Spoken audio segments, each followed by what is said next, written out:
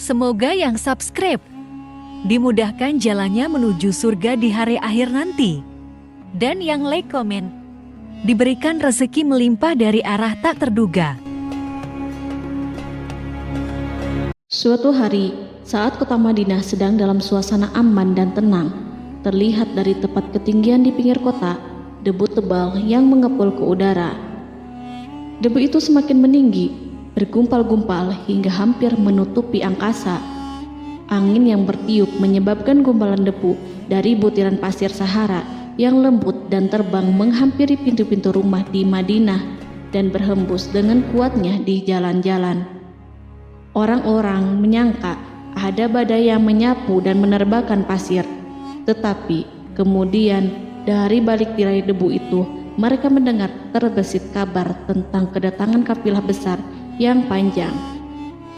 Tak lama kemudian 700 kendaraan yang syarat dengan muatannya memenuhi jalan-jalan dan mengguncang Madinah. Orang-orang saling memanggil dan mengajak sesamanya untuk menyaksikan keramaian ini serta turut bergembira atas kedatangan harta dan rezeki yang dibawa kafilah itu. Ummul Mukminin Aisyah ketika itu mendengar suara hiruk-pikuk kafilah yang bergerak maju, bertanya, "Apakah yang terjadi di kota Madinah?" Ada yang menjawab, "Kafilah Abdurrahman bin Auf baru datang dari Syam membawa barang-barang dagangannya." "Jadi kafilah itu yang telah menyebabkan semua guncangan ini?" tanya Ummul Mukminin. "Benar, wahai Ummul Mukminin. Jumlahnya 700 kendaraan." Ummul Mukminin menggeleng-gelengkan kepala. Pandangannya menerawang jauh seolah-olah sedang mengingat-ingat peristiwa yang pernah dilihat atau ucapan yang pernah didengarnya. Kemudian ia berkata, "Aku pernah mendengar Rasulullah bersabda, aku melihat Abdurrahman bin Auf masuk surga dengan merangkak." Abdurrahman bin Auf masuk surga dengan merangkak? Mengapa ia tidak memasukinya dengan melompat atau lari-lari kecil bersama angkatan pertama para sahabat Rasulullah? Sebagian sahabat menyampaikan cerita Aisyah kepadanya, maka ia pun teringat telah mendengarkan hadis dari Nabi lebih dari satu kali dan dengan redaksi yang berbeda-beda. Sebelum tali-tali pengikat perniagaannya dilepas, Abdurrahman melangkahkan kakinya ke rumah Aisyah lalu berkata kepadanya, "Engkau telah mengingatkanku suatu hadis yang tidak pernah kulupakan, maka saksikanlah bahwa kafilah ini dengan semua muatannya beserta kendaraan dan perlengkapannya aku persembahkan di jalan Allah." Seluruh muatan 700 kendaraan itu dibagi-bagikan sebagai perbuatan baik yang agung. Peristiwa yang satu ini saja sudah cukup untuk mengukir sebuah gambaran yang sempurna tentang kehidupan sahabat Rasulullah Abdurrahman bin Auf. Dialah saudagar sukses yang lebih sukses daripada kesuksesan yang pernah ada. Dia merupakan orang kaya dengan kekayaan yang melimpah ruah. Dia adalah seorang mukmin yang bijaksana yang tidak ingin bagian dari keuntungan agamanya hilang begitu saja dan tidak sudi kekayaannya membuat dirinya tertinggal dari kafilah iman dan pahala surga.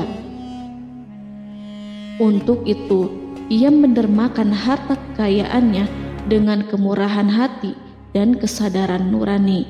Sebelum saya melanjutkan kisahnya, dimohon kepada pemirsa untuk menonton video ini sampai selesai, serta mohon dukung channel ini supaya semakin berkembang dengan cara like serta berikan komen positifnya. Semoga dukungan pemirsa menjadi pahala dan dimudahkan segala urusan pemirsa di dunia dan akhirat. Bismillahirrohmanirrohim. Abdurrahman bin Auf adalah seorang dari 8 orang yang lebih awal masuk Islam. Abu Bakar datang kepadanya menyampaikan Islam, termasuk kepada Utsman bin Affan.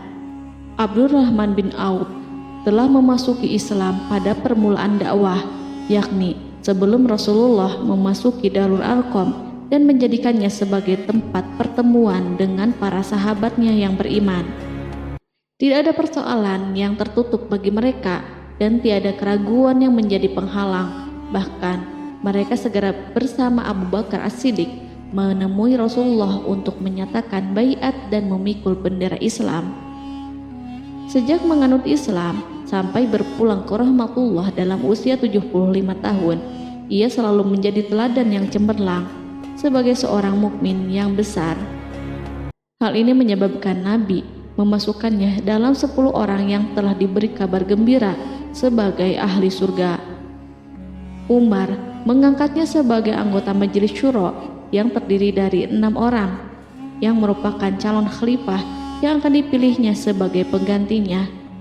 Cepatnya Abdurrahman masuk Islam telah menyebabkan dirinya harus mengalami penganiayaan dan penindasan dari Quraisy.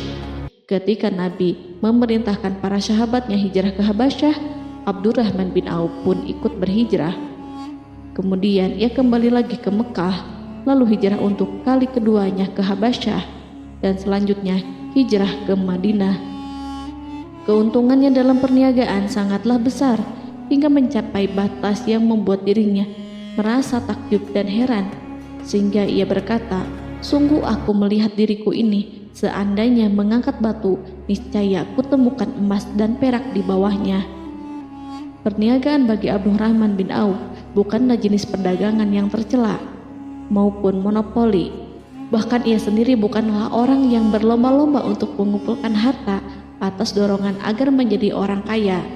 Sekali-kali bukan itu, melainkan suatu amal dan kewajiban yang keberhasilannya akan menambah kedekatan jiwa kepada Allah dan berkorban di jalannya.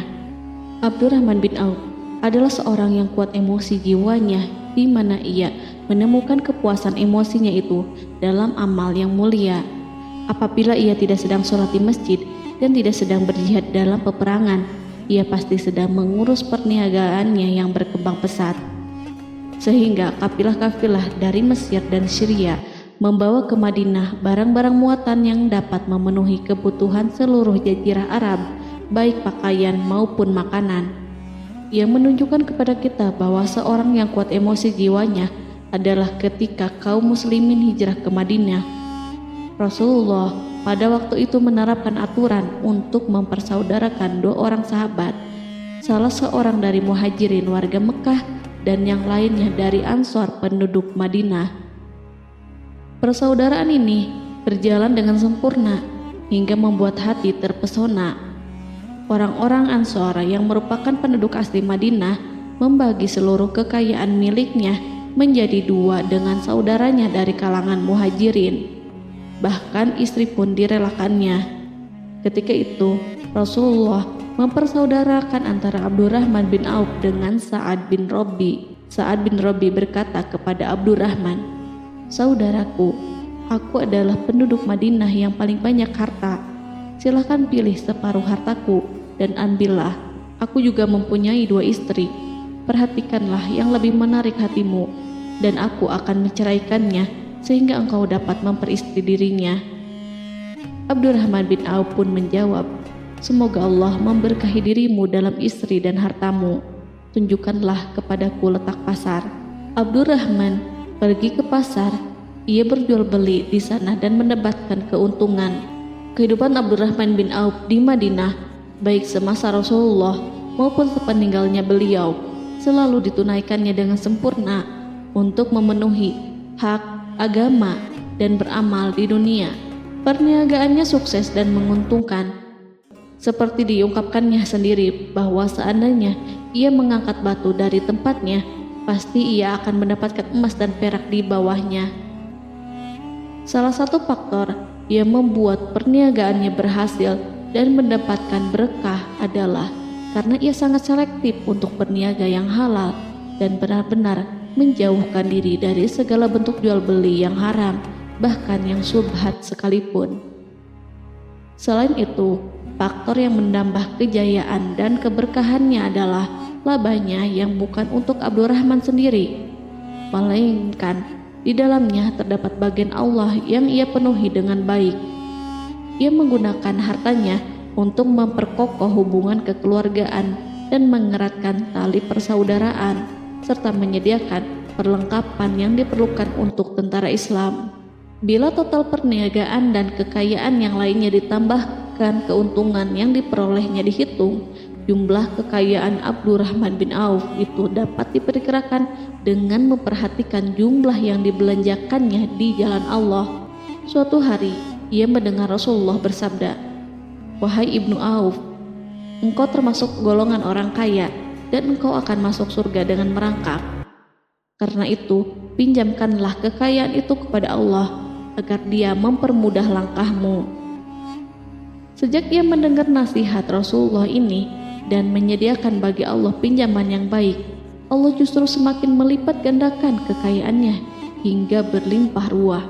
Suatu hari, ia menjual tanah seharga 40.000 dinar. Kemudian uang itu dibagi-bagikan semuanya untuk keluarganya dari Bani Zuhrah, untuk para istri Nabi, dan untuk kaum muslimin yang miskin. Pada kesempatan lain, ia menyerahkan 500 ekor kuda untuk perlengkapan tentara Islam. Pada hari yang lain, ia menyerahkan 1.500 kendaraan unta. Menjelang wafat, ia mewasiatkan 50.000 dinar untuk diinfakkan di jalan Allah. Ia juga berwasiat bagi setiap orang yang ikut perang Badar dan masih hidup, masing-masing mendapatkan 400 dinar. Hingga Utsman bin Affan juga mengambil bagian dari wasiat itu, meskipun termasuk orang yang kaya. Ia berkata, harta Abdurrahman bin Auf halal lagi bersih, dan memakan harta itu membawa keselamatan dan keberkahan. Ibnu Auf adalah seorang yang mengendalikan hartanya, bukan dikendalikan oleh hartanya. Sebagai buktinya, ia tidak mau celaka dengan mengumpulkan dan tidak menyimpannya. Bahkan ia mengumpulkannya dengan tetap merendahkan hati dan dari jalan yang halal. Kemudian harta itu tidak dinikmati untuk kepentingannya sendiri, melainkan untuk dinikmati bersama keluarga, kerabat, rekan-rekan, dan masyarakat seluruhnya. Karena begitu luas pemberian serta bantuannya, ada yang mengatakan seluruh penduduk Madinah berserikat dengan Abdurrahman bin Auf pada hartanya. Sepertiga dipinjamkannya kepada mereka, sepertiga lagi dipergunakannya untuk membayar hutang-hutang mereka, dan sepertiga sisanya dibagi-bagikan kepada mereka. Harta kekayaan ini tidak akan pernah membuat kelegaan dan kesenangan pada dirinya selama ia belum menemukan jalan untuk membela agama dan membantu rekan-rekannya. Adapun untuk selain itu, ia selalu merasa khawatir terhadap kekayaannya. Pada suatu hari, dihidangkan kepadanya makanan untuk berbuka karena waktu itu sedang berpuasa. Ketika pandangannya tertuju pada hidangan tersebut, selera makannya pun bangkit. Namun, ia justru menangis sambil berkata, "Mus'hab bin Umair telah gugur sebagai syahid, dan ia jauh lebih baik daripada aku. Ia hanya mendapat kafan sehelai kain yang jika ditutupkan ke kepalanya, maka kelihatan kakinya, dan jika ditutupkan ke kedua kakinya, terbukalah kepalanya. Demikian pula Hamzah yang jauh lebih baik daripada aku. Ia pun gugur sebagai syahid, dan saat akan dikuburkan hanya mendapatkan sehelai selendang. Dunia ini telah dihamparkan kepada kami seluas-luasnya, dan hasil sebanyak-banyaknya telah diberikan kepada kami. Sungguh kami khawatir bila pahala kebaikan kami telah disegerakan balasannya di dunia." Pada peristiwa lain, sebagian sahabat berkumpul bersamanya menghadapi jamuan makan di rumahnya. Tak lama setelah makanan diletakkan di hadapan mereka, Abdurrahman menangis sehingga rekan-rekannya bertanya, "Apa yang membuatmu menangis, wahai Abu Muhammad?" Ia pun menjawab, "Rasulullah telah wafat, dan semasa hidup beliau beserta keluarganya tidak pernah merasakan kenyang makan roti gandum. Apa harapan kita apabila dipanjangkan usia, tetapi tidak menambah kebaikan bagi kita?" Demikianlah, kekayaan yang melimpah itu sedikit pun tidak membangkitkan kesombongan dan takabur dalam dirinya. Bahkan orang-orang mengatakan tentang dirinya, seandainya seorang asing yang belum pernah mengenalnya kebetulan melihatnya sedang duduk bersama budak-budaknya, niscaya ia tidak bisa membedakan di antara mereka. Tetapi bila orang asing itu mengenal satu saja sisi jihad Ibnu Auf, dan ujian yang dihadapinya, ia pasti langsung mengetahui siapa dia. Misalnya, ia mengetahui bahwa di badannya terdapat 20 bekas luka di perang Uhud, dan bahwa salah satu dari bekas luka itu meninggalkan cacat pincang yang tidak sembuh-sembuh pada salah satu kakinya. Contoh lain, beberapa gigi serinya rontok di perang Uhud yang menyebabkan kecedalan yang jelas pada ucapannya. Saat orang asing itu tahu salah satu sisi ini, ia pasti menyadari bahwa laki-laki yang berperawakan tinggi dengan wajah berseri, kulit halus, pincang, cedal sebagai tanda jasa dari perang Uhud, itulah orang yang bernama Abdurrahman bin Auf. Semoga Allah ridho kepadanya. Kita sudah terbiasa memperhatikan tabiat manusia, bahwa harta kekayaan itu biasanya menyebabkan seseorang suka berkuasa. Artinya, orang-orang kaya selalu gandrung untuk memiliki pengaruh guna melindungi kekayaan mereka dan melipat gandakan pengaruh itu. Selain untuk memuaskan nafsu demi kebanggaan dan kepuasan pribadi, semua ini merupakan sifat yang biasa dibangkitkan oleh kekayaan.